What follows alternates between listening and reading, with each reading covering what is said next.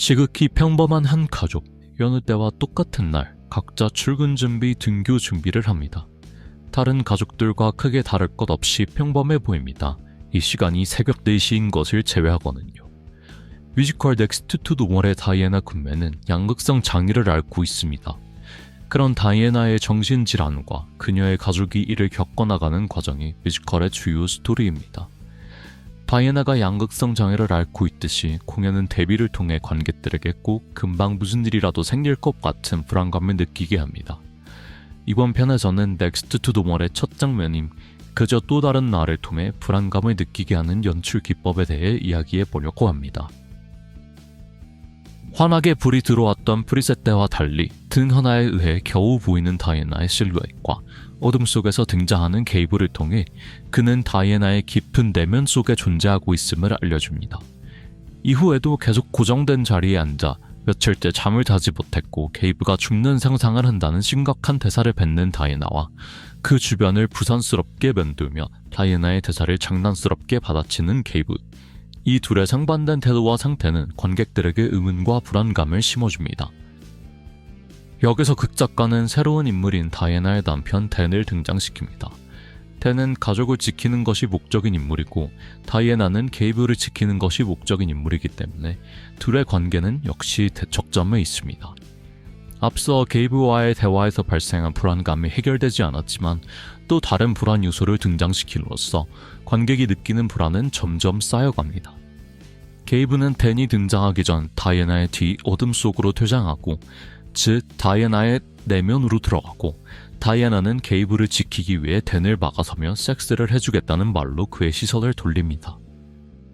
이후 다이애나 홀로 센터에 서서 부르는 가사의 내용은 앞서 엉망이었던 상황과 달리 완벽한 가족에 대해 이야기합니다. 다이애나가 밤을 꼴딱 새운 새벽 4시에 완벽한 가족에 대한 이야기를 하는 아이러니한 상황은 관객들이 다이애나에게 불안감을 느끼게 해주죠.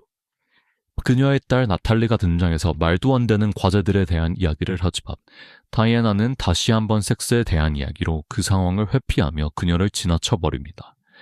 그리고 이내 다이애나가 완벽한 가족에 대해 이야기했던 그 자리에서 나탈리는 죽지 못해 산다는 이야기를 합니다.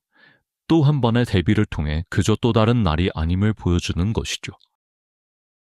다이애나의 회피, 나탈리의 우울한 상태를 비웃기라도 하듯 이전까지 어둠 속에만 있던 게이브가 밝은 곳에서 그저 또 다른 날을 강하게 외칩니다.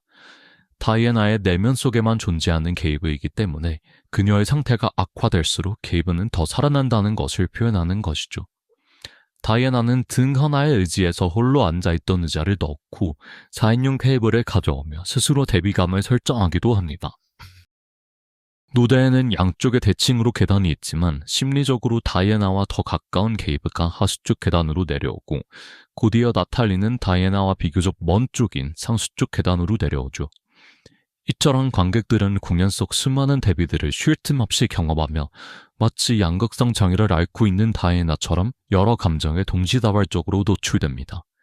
그렇게 다이애나의 상황이 마치 내 상황인 듯 몰입을 하게 되며 이야기에 빠져들게 하죠. 그리고 마침내 공연이 끝난 그 순간 이 이야기가 나의 이야기이며 또 내 주변 사람들에 대한 이야기임을 깨닫게 됩니다. 뮤지컬과 다양한 공연의 무대 뒤 이야기를 더 보고 싶으시면 구독, 좋아요, 알림 설정 부탁드립니다. 브로드웨이 코리아였습니다.